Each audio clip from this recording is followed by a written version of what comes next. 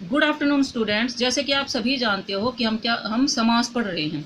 अब समास क्या होता है बेटा? दो या दो से अधिक शब्दों को संक्षेप में लिखने की जो प्रक्रिया होती है वो क्या कहलाती है? समास कहलाती है। अब समास के कितने भेद बताए थे? 6। तो उसमें सबसे पहला जो समास है वो है हमारा अव्ययीभाव समास। अव्ययीभाव समास क्या है?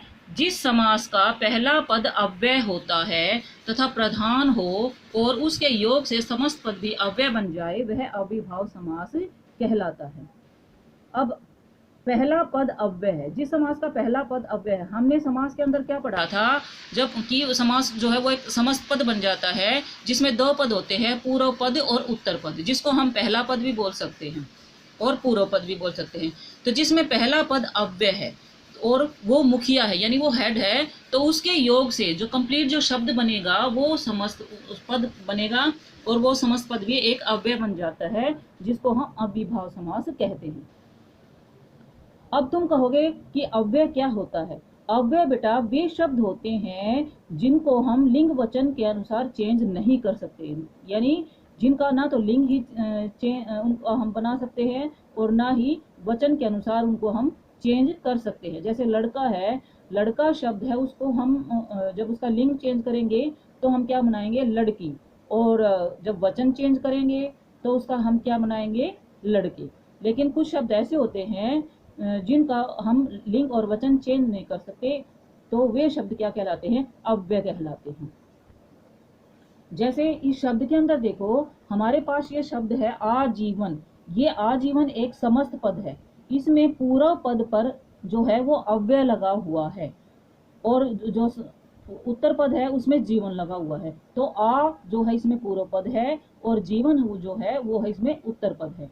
तो आजीवन ये एक समस्त पद बन गया और आ इसमें क्या है? एक अव्यय है। इसका ना हम लिंग चेंज कर सकते हैं और ना ही इसका हम वचन चेंज कर सकते हैं, वचन में इसको बदल सकते हैं। तो जब हम इसका विग्रह करेंगे, इसको हम तोड़ेंगे, तो विग्रह करते समय इस बात का ध्यान रखो, जो उत्तर पद है वो पहले आ जाता है और जो इसका पूर्व पद है वो उसके बाद में चला जाता है। तो आजीवन का हम जीवन भर भी कर सकते हैं। इसी तरह से आमरण। आमरण जो है, आ इसमें पूर्व पद है, मरण इसमें उत्तर पद है, तो आमरण का क्या होगा? मरने तक। इसी तरह से ये जो शब्द दिए गए हैं, ये शब्द जैसे आ हो गया, यथा हो गया, यथाशक्ति, जैसे यथा इसमें लगा हुआ है यथाशक्ति।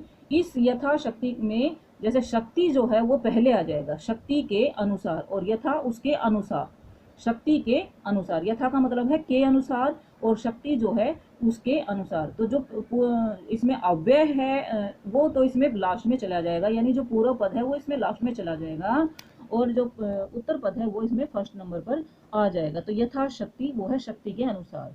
इसी तरह से भरपेट, भरपेट पेट भरकर, निडर बिना डर के।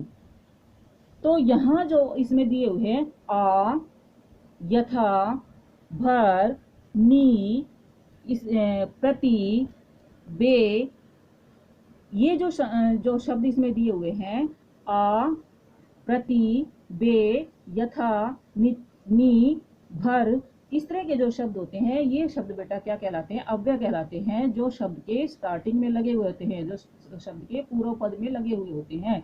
लेकिन जब हम इनका विग्रह बनाते हैं तो विग्रह बनाते समय जो पूर्व पद है वो लास्ट में चला जाता है और उत्तर पद है वो पहले स्थान पर आ जाता है। दूसरी इसकी पहचान क्या है कि इसमें शब्दों की आवृत्ति होती है। शब्दों की आवृत्ति यानी शब्द का दोबारा से इसमें प्रयोग होता है। जैसे बीचों बीच, बातों बात, कानों कान। तो यहाँ पर शब्दों की आवृत्ति हो रही है। बीचों बीच, बीच का क्या मतलब होगा? बीच ही बीच में। बातों बात, बात ही बात में। रातों रात, रात ही रात में। कानों कान, कान ही कान में। हाथों हाथ, हाथ ही हाथ में। तो ये शब्द हमारे क्या है? ये शब्द हमारे जो किस में आ जाते हैं? ये शब्द हमारे अव्ययीभाव समास में आ जाते हैं।